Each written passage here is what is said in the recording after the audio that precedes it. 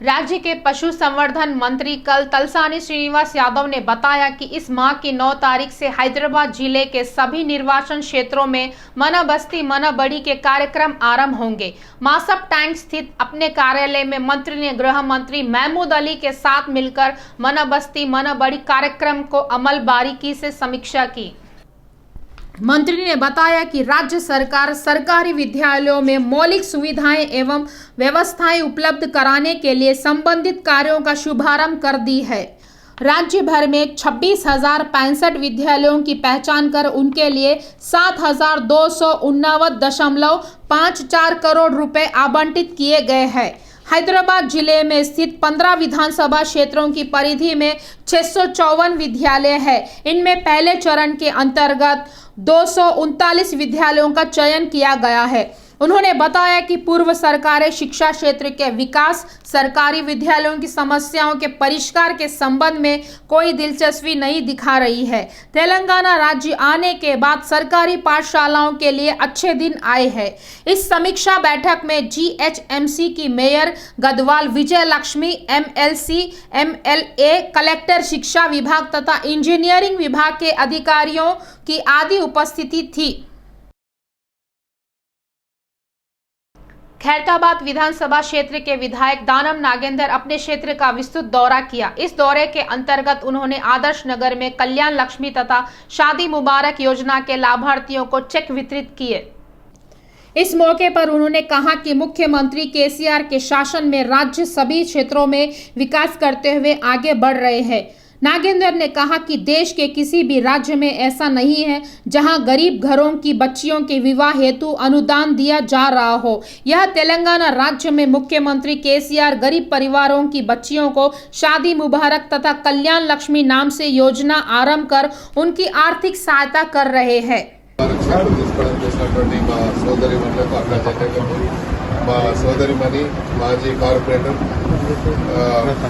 ఆమె గెలిచినా ఓడినా ప్రజల మధ్యలో ఉంటూ ప్రజా సమస్యల మీద నిరంతరం స్పందించుకుంటూ మరి ఎక్కడ ఏ కార్యక్రమం ఉన్నా కూడా అభివృద్ధి విషయంలో మాత్రం ఎక్కడ కూడా లోటు లేకుండా కార్యక్రమానికి నాకు సహకరిస్తున్నటువంటి మన హేమలత యాదవ్ గారికి, అదేవిధంగా మా మహిళా అధ్యక్షురాలు గారికి, మా అధ్యక్షుడు యాదగిరి గారికి, అదేవిధంగా మీరు ఈరోజు ఇప్పుడే వారు చెప్పినట్టుగా ఆడకూతురు పుడితే అమ్మ ఆడకూతురు పుట్టిందని బాధపడుతున్నటువంటి రోజులు పోయాయి. ఇప్పుడు పుట్టే ఒక లక్ష్మి పుట్టింది అని ఆలోచనతో గౌరవ ముఖ్యమంత్రి గారు అందరికీ సాయం చేయాలని, పుట్టిన ప్రతి బిడ్డకి కూడా పుట్టినప్పటి నుండి మొదలు పెట్టుకుంటే కేజీ టు పీజీ విద్య వరకు కూడా అది కూడా ఎక్కడ లేని విధంగా, అదే విద్యతో పాటు వైద్యం కూడా, అంటే ఈ రాష్ట్రంలో ఏ కుటుంబానికైనా ఏదో రకంగా సాయం చేయాలని, పుట్టిన బిడ్డకు పుట్టిన తర్వాత ఆడబిడ్డ పుడితే మళ్ళీ విద్యాపరంగా ఎట్లా మనం చదివించాలంటే ఎట్లా అంటే కేజీ టు పీజీ వరకు, పీజీ అయిపోయిన తర్వాత మళ్ళీ ఓవర్సీస్ లో ఎడ్యుకేషన్ పొందాలంటే ఓవర్సీస్ స్కాలర్షిప్లు కానీ అలాగా అన్ని రకాలుగా సహకారం చేస్తున్నటువంటి ముఖ్యమంత్రి గారి గురించి మీరు కూడా ఆయన ఆయురారోగ్యాలతో ఉండాలని మీరు కూడా మరికొంతని ప్రార్థించాలని కోరుకుంటూ रंगारेड्डी जिले के रविराला ग्राम स्थित ई-सिटी में रेडिएट अप्लायंसेस संस्था द्वारा स्थापित इलेक्ट्रॉनिक्स मैन्युफैक्चरिंग यूनिट का आज शुभारंभ किया गया। इस कार्यक्रम में अतिथि के रूप में भाग लिए राज्य की शिक्षा मंत्री सविता इंद्रा रेड्डी ने कहा कि आज अंतर्राष्ट्रीय कंपनियां तेलंगाना राज्य की ओर देख रही है।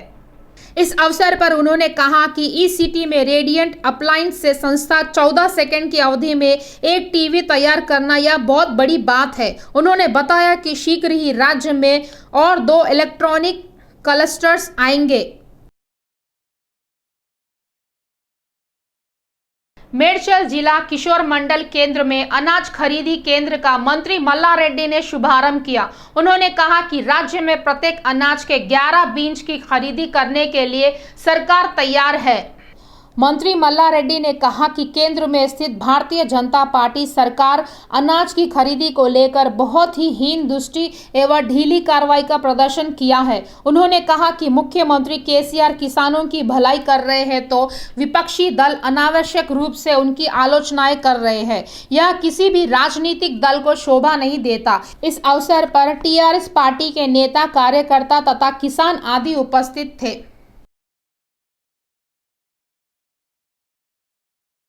केंद्रीय मंत्री जी किशन रेड्डी तथा राज्य के नागरिक प्रशासन मंत्री केटीआर के बीच ट्विटर वार अब भी जारी है। केंद्र सरकार की आलोचना करते हुए मंत्री केटीआर द्वारा किए गए ट्वीट पर किशन रेड्डी ने अपनी प्रतिक्रिया देखते हुए गंभीर रूप से टिप्पणी की है। हाल ही में पड़ोसी राज्य तथा केंद्र सरकार पर ट्वीट कर विवादों को बढ़ाए केटीआर ने आज फिर एक बार केंद्र सरकार की आलोचना की। उन्होंने अपने ट्वीट में कहा कि देश में 7 वर्षों के भारतीय जनता पार्टी शासन में कोयले की कटौती, कोरोना काल में ऑक्सीजन की कमी, उद्योग के लिए विद्युत की कमी, युवाओं के लिए रोजगार की किल्लत, ग्रामों में रोजगार की कमी, राष्ट्रों को दिए जाने वाले निधियों में कटौती हो गई है। यह सभी समस्याएं प्रधानमंत्री नरेंद्र मोदी के भीतर विजन न होने के कारण ही है, कहकर केटीआर ने अपनी ट्विटर पर टिप्पणी की है।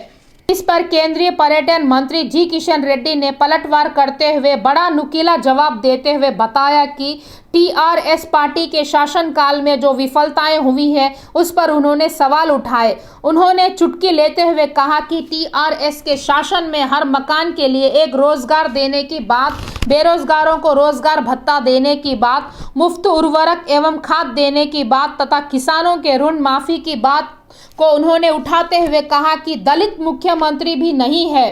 किशन रेड्डी ने कहा कि केसीआर ने देश को दलित मुख्यमंत्री देने की बात कहकर धोखा दिया है। इतना ही नहीं, उन्होंने कहा कि किसानों की फसलों को हो रहे नुकसान के लिए टीआरएस सरकार द्वारा उन्हें मुआवजा भी नहीं दिया जा रहा है। यह सब केसीआर की झूठी नीतियों का जीता जागता उदाहरण और प्रमाण है। इसके अलावा किशन रेड्डी ने कहा कि दलितों को दलित बंधुओं नहीं है, बीसीसी को बीसी बंधु नहीं है, राज्य में धान खरीदी केंद्रों का पता नहीं है, डबल बेडरूम आवास किसको मिल रहा है इसकी जानकारी नहीं है और कर्जों के लिए कोई सीमा नहीं है। यह तेलंगाना राज्य की स्थिति है।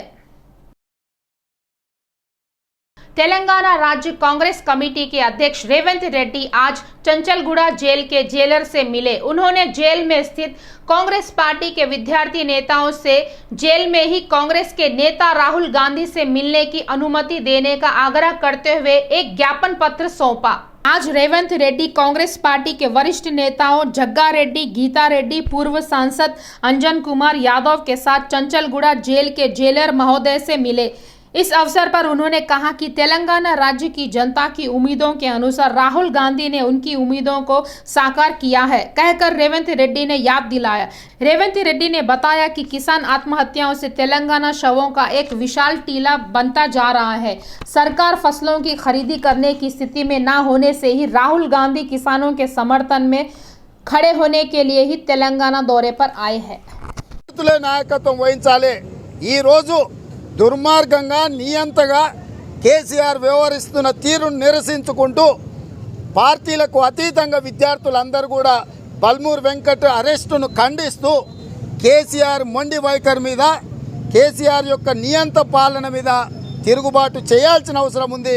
ఈ తిరుగుబాటులో మీరందరూ సహకరించాల్సిందిగా రాహుల్ గాంధీ గారి పర్యటనలో పాల్గొని తెలంగాణ ఇచ్చిన పార్టీగా తెలంగాణను అభివృద్ధి పదం వైపు నడిపించే బాధ్యత కాంగ్రెస్ పార్టీ తీసుకుంటుంది। మీరందరూ సహకరించాల్సిందిగా మేము విజ్ఞప్తి చేస్తున్నాం।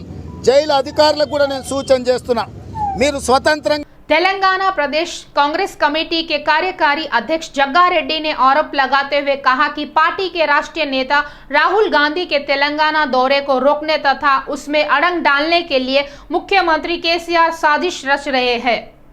सरकार फसलों की खरीदी करने की स्थिति में न होने से ही राहुल गांधी किसानों के समर्थन में खड़े होने के लिए ही तेलंगाना के दौरे पर आ रहे हैं। उन्होंने बताया कि तेलंगाना आंदोलन में उस्मानिया विश्वविद्यालय ने महत्वपूर्ण भूमिका निभाई थी।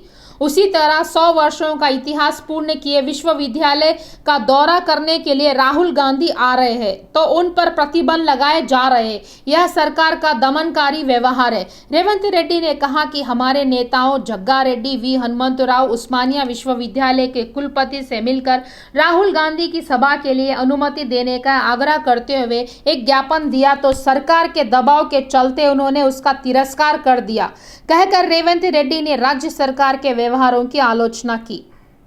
తీసుకొని విజిట్ చేయడం జరుగుతుంది। వాళ్ళు పర్మిషన్ రిజెక్ట్ చేసిర్రు, కావాల్సుకొని ముఖ్యమంత్రి కావాల్సుకొని చేసిండు। ముఖ్యమంత్రి ఉస్మానియా యూనివర్సిటీ పోలేడు కాబట్టి రాహుల్ గాంధీ గారు పోవద్దు అని టీఆర్ఎస్ పార్టీ ఎమ్మెల్యేలతో కుట్రలు చేయిస్తున్నారు. ఏది ఏమైనా రాహుల్ గాంధీ గారు మరి ఉస్మానియా యూనివర్సిటీకి వెళ్తారు. అక్కడున్న వాళ్ళందరూ కూడా కలవడం జరుగుతుంది, స్టూడెంట్స్తో మాట్లాడడం జరుగుతుంది. ఇలా ఎలాంటి మార్పు ఉన్నదని నేను మీడియా ద్వారా నేను ఈ రాష్ట్ర ముఖ్యమంత్రి గారికి, ఈ గవర్నమెంట్కి మేము చెప్తున్నాం, ఒకటే మాట చెప్తున్నాం, మీరు ఎలాంటి ల్యాండ్ ఆర్డర్ ప్రాబ్లం వస్తే దానికి కేసీఆరే బాధ్యుడు, వైస్ ఛాన్సలరే బాధ్యుడు, దానికి పోలీసులే బాధ్యుడు. మేము ప్రశాంతంగా రాహుల్ గాంధీ గారి కార్యక్రమాన్ని అక్కడ స్టూడెంట్స్ పోయిలో మాట్లాడేదాన్ని సహకరించాలి. ఎందుకంటే రాహుల్ గాంధీ గారు ఎమ్మడి మరి ఇక్కడ ఉన్నటువంటి ఎంపీలు, ఎమ్మెల్యేలు, ఎమ్మెల్సీలు, కాంగ్రెస్ పార్టీ ముఖ్య నాయకులు అందరూ కూడా వారి ఫాలో అవుతారు. ఏది ఏమైనా ఇక్కడ వచ్చి ఎన్ఐసి జైలుకి వచ్చి ఇక్కడ కార్యకర్తలను, ఎన్ఐసి కార్యకర్తల నాయకులను కలుస్తారు. ఉస్మానియా యూనివర్సిటీ కూడా ఖచ్చితంగా 7వ తారీఖు విజిట్ చేయడం జరుగుతుంది. ఎలాంటి మార్పు లేదు. నేను మళ్ళీ ఒకసారి వీసీ గారితో మాట్లాడి हैदराबाद में रमजान पर्व की तैयारियां एवं वातावरण के चलते सभी बाजार एकदम खिल उठे हैं। हैदराबाद शहर में चारों ओर ईद की रौनक स्पष्ट नजर आ रही है। कल रमजान पर्व के मौके पर नगर के कई स्थानों पर विशेष प्रार्थना सभाएं आयोजित होंगी। इसके लिए नगर यातायात पुलिस ने बड़े पैमाने पर प्रतिबंध लगाए हैं और आवश्यकता वाले मार्गों पर यातायात को वैकल्पिक रास्तों से छोड़ने की व्यवस्था की गई है। कल प्रातः 7 बजे से 11:30 बजे तक ट्रैफिक प्रतिबंध लागू रहेंगे। इस बात की यातायात पुलिस ने जानकारी दी। मेहंदीपट्टनम से बंजारा हिल्स रोड नंबर 1 की ओर आने वाले वाहनों को अयोध्या खैरताबाद आरटीए कार्यालय ताज कृष्णा के रास्ते जाने का पुलिस ने सुझाव दिया। इसी प्रकार बंजारा हिल्स रोड नंबर 12 से मासप टैंक की ओर जाने वाले आरटीसी बसों को ताज कृष्णा NNCL जंक्शन से होकर मोड़ने की जानकारी दी। साथ ही लकड़ी का पुल रोड नंबर 1/12 की ओर जाने वाली आरटीसी बसों को अयोध्या निरंकारी भवन चिंतल बस्ती के रास्ते होकर जाने का यातायात पुलिस ने निर्देश दिया। इसके अलावा ईदगाह मीर आलम टैंक की ओर प्रार्थना के लिए आने वाले वाहनों को पुराना पुल किशन बाग बहादुरपुरा चौरस्ते से होकर जाने का सुझाव दिया गया है। इसी प्रकार साइकिल तथा रिक्शा को ईदगाह क्रॉस रोड को पार करने की अनुमति नहीं दी जाएगी। इस बात की भी यातायात पुलिस ने जानकारी दी। वहीं दूसरी ओर शिवरामपल्ली नेशनल पुलिस अकादमी की ओर से बहादुरपुरा की ओर आने वाले वाहनों को धनुम्मा गुड़सिया के पास टी जंक्शन से अलियाबाद, वहीं दूसरी ओर शिवरामपल्ली नेशनल पुलिस अकादमी की ओर से बहादुरपुरे की ओर आने वाली वाहनों को धनम्मा गुड़सियों के पास टी जंक्शन से Aliyabad ताड़बन boys town high school के रास्ते मोड़ा जाएगा। ऐसा हो तो रमजान के संदर्भ में हैदराबाद पुलिस ने बड़ी चाक चौबंद के साथ सुरक्षा व्यवस्थाएं तैनात की है। कुक्कटपल्ली हाउसिंग बोर्ड कॉलोनी में दिवंगत नेता आंध्र प्रदेश विधानसभा के पूर्व स्पीकर कोडेला शिव प्रसाद राव की 75वीं जयंती का कार्यक्रम भव्य रूप से आयोजित किया गया। इस अवसर पर कोडेला युवा सेना के नेताओं ने बताया कि कोडेला शिव प्रसाद विधायक बनने के बाद गरीब जनता को उपयोग होने जैसी सरकारी अस्पतालों में अनेकों सुविधाएं उपलब्ध कराए हैं। वह गरीब जनता के विकास के उद्देश्य को लेकर निरंतर काम करने वाले महान नेता थे। इस कार्यक्रम में राजू पालेम के पूर्व MPP संध्या रानी गुंडेला, वासु अटलूरी, दीपक चौधरी, पेनुगोंडा गौतम, ईदा शिवा रेड्डी आदि उपस्थित थे। శాసనసభాపతి మన డాక్టర్ కోడెల శివప్రసాదరావు గారి 75వ జయంతి జరుపుకోవడం ఈరోజు హైదరాబాద్ కుక్కట్పల్లి హౌసింగ్ బోర్డు కాలనీలో మనందరం జరుపుకోవడం చాలా బాధాకరంగా ఉంది. ఎందుకంటే ఒక పక్క సంతోషంగా ఉన్నా కానీ కోడెల గారు లేరనే బాధ మాలో చాలా ఇదిగా ఉంది. అలాగే ఈరోజు కోడెల అంటే అభివృద్ధి, అభివృద్ధి అంటే కోడెల అని చెప్పేసి ఏపీ మొత్తం ప్రతి ఒక్కరు చెప్పే మాట ఇది. నర్సరావుపేట కాన్స్టిట్యున్సీ, సత్తెనపల్లి కాన్స్టిట్యున్సీలో చూసుకుంటే ఈరోజు అంత గొప్పగా నాయకుడు ఎవరయ్యా అని చెప్పేసి అంటే డాక్టర్ కోడెల అని చెప్పేసి ప్రతి ఒక్కరు చిన్నపిల్లల నోటి కూడా వినే మాట అది. అలాగే ఈరోజు డాక్టర్ గారు లేరు అని చెప్పేసి ప్రతి చిన్నపిల్లడి దగ్గర నుంచి పెద్ద పిల్లల వరకు చెప్తున్నారండి. మనం ఆయన కోల్పోవడం అనేది చాలా బాధాకరమైన విషయం. పల్నాటిపల్లి కోళ్ళ శివప్రసాద్ గారి జయంతికి సందర్భంగా ఈ కోళ్ళ యువసేన ఆధ్వర్యంలో శాఖమూరి గారి సారథ్యంలో ఈ KPHP కాలనీలో పేదలకు అన్నదాన కార్యక్రమం నిర్వహించడం జరిగింది. ఇలాంటి అనేక సంక్షేమ కార్యక్రమాలు ప్రతి సంవత్సరం కూడా శాఖమూరి గారి ఆధ్వర్యంలో ఈ కోళ్ళ యువసేన సారథ్యంలో నడుస్తూ ఉంటుంది. అయితే ముఖ్యంగా ఇక్కడ మనం ఒకటే ఒక మొక్క మాట్లాడుకోవాల్సింది, ఒకప్పుడు ప్రభుత్వ ఆసుపత్రి కంటే ప్రజలు భయపడే పరిస్థితుల్లో కోళ్ళ గారు ఒక శాసనసభాపతి అయిన తర్వాత ముఖ్యంగా మరుగుదొడ్ల విషయం కానివ్వండి, వాళ్ళ ప్రభుత్వ ఆసుపత్రులు కానివ్వండి, ప్రతిదీ కూడా ఆయన పేరు చెప్పుకోవాల్సిన అవసరం వచ్చింది. ఇవాళ ఎవరికి ఆపద వచ్చినా కోళ్ళ గారు ఆసుపత్రి అనే మాట అంటున్నారే కానీ అది ప్రభుత్వ ఆసుపత్రి అంటారు. ముఖ్యంగా ఇవాళ మనం ఆయన ఎందువలన చనిపోయాడు ఏంటని కదా ఇవాళ మన మధ్య లేకపోవడం చాలా బాధాకరం. కాబట్టి మనం ముఖ్యంగా కోరుకునేది ఏంటంటే ప్రతి ఒక్కళ్ళు కూడా ఆయన ఆశయాలని ముందుకు తీసుకెళ్ళి కనీసం నర్సరావుపేట జిల్లాకి మేము ఈ రోజున సీఎం జగన్ గారిని కోరుకునేది కూడా ఏంటంటే నర్సరావుపేట జిల్లాని కోళ్ళ జిల్లా కింద ప్రకటిస్తే ఇంకా బాగుంటుందనేది మా కోరిక. పల్నాటి పులి అమరజీవి మాకు అత్యంత ఆత్మీయులు, మా పితృ సమానులు కోడెల శివప్రసాదరావు గారి 75వ జయంతి జరుపుకోవడం ఒక రకంగా చాలా బాధాకరంగా ఉంది. ఎందుకంటే ఆయన మాకు అత్యంత ఆత్మీయులు, మా ప్రాంత అభివృద్ధికి ఎంతో దోహదపడ్డారు. ఆ ప్రాంతంలో ఎక్కడ చూసినా ఆయన అభివృద్ధి ఆయనే మాకు కనపడుతూ ఉన్నారు. ఆయన లేకుండా ఈరోజు మేము ఈ కార్యక్రమం చాలా బాధాకరంగా ఉంది. ఇంకొకటి ఈరోజు సత్తెనపల్లి, నర్సరావుపేట పరిసర ప్రాంతాల ప్రజలు అందరూ చాలా దుఃఖంతో దుఃఖసాగరంలో మునిగి తేలారు. అయినా ఆయన ఎప్పుడు మాతోనే ఉంటారని చెప్పి, ఆయన ఆత్మ సాధించాలని చెప్పి మరొకసారి తలుచుకుంటూ జోహార్ కోడెలా, జోహార్ జోహార్ జోహార్ కోడెలా. उस्मानिया विश्वविद्यालय परिसर में कांग्रेस पार्टी के राष्ट्रीय नेता राहुल गांधी के कार्यक्रम को अनुमति देने का आग्रह करते हुए एनएसयूआई के नेताओं ने तेलंगाना उच्च न्यायालय का दरवाजा खटखटाया। याचिकाकर्ताओं ने न्यायालय को बताया कि राहुल गांधी के कार्यक्रम हेतु उस्मानिया विश्वविद्यालय को गत माह की 22 तारीख के दिन आवेदन किया गया था, जिसका आज तक किसी प्रकार का निर्णय संबंधी उत्तर नहीं प्राप्त हुआ है। न ही विश्वविद्यालय ने किसी प्रकार के निर्णय की घोषणा की है। याचिकाकर्ता मानवता राय, प्रताप रेड्डी, जगन्नाथ यादव, चंदन रेड्डी ने उच्च न्यायालय को बताया कि उस्मानिया विश्वविद्यालय के रजिस्ट्रार से व्यक्तिगत रूप से मिलने पर भी उनकी ओर से कोई प्रतिक्रिया नहीं है। उस्मानिया विश्वविद्यालय में राहुल गांधी के दौरे के पीछे कोई राजनीतिक उद्देश्य नहीं है, इस बात का भी कोई उन्होंने खुलासा नहीं किया। सांसद के रूप में विद्यार्थियों को संबोधित कर उन्हें जागरूक करने के उद्देश्य से राहुल गांधी आ रहे हैं कहकर याचिका में बताया गया। उस्मानिया विश्वविद्यालय स्थित ठाकुर ऑडिटोरियम में राहुल गांधी के कार्यक्रम को अनुमति देने का न्यायालय से आग्रह किया गया।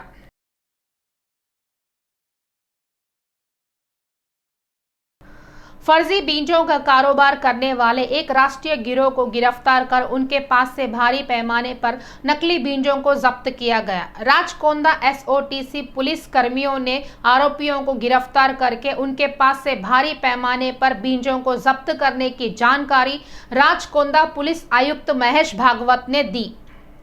महेश भागवत ने बताया कि यह लोग कर्नाटक राज्य में फर्जी बीजों की तैयारी कर तेलंगाना तथा आंध्र प्रदेश में इसकी बिक्री करते थे। आरोपियों के पास से भारी पैमाने पर नकली BT3 कपास के बीजों को जब्त किया गया। उन्होंने बताया कि पुलिस ने जब्त की गई पूरी सामग्री सीज कर ली है। उन्होंने बताया कि नकली बीजों की आपूर्ति करने वाले लोगों के खिलाफ PD एक्ट के तहत मामले दर्ज कर उनके खिलाफ सख्त कार्रवाई की जाएगी। पुलिस ने आरोपियों के पास से 30 बोरी फर्जी बीजों को जब्त किया। उन्होंने बताया कि पुलिस द्वारा जब्त की गई फर्जी बीजों की मात्रा लगभग 15 क्विंटल है और इसकी कीमत 30 लाख रुपए तक होती है। पुलिस ने आरोपियों द्वारा इस्तेमाल किए जा रहे होंडा कार तथा 2 सेल फोनों को भी जब्त कर लिया। उन्होंने राज्य के अन्य बीज व्यापारियों से कहा कि कोई भी फर्जी बीजों की सप्लाई करने या बिक्री करते हैं तो ऐसे लोगों के खिलाफ सख्त कार्रवाई की जाएगी।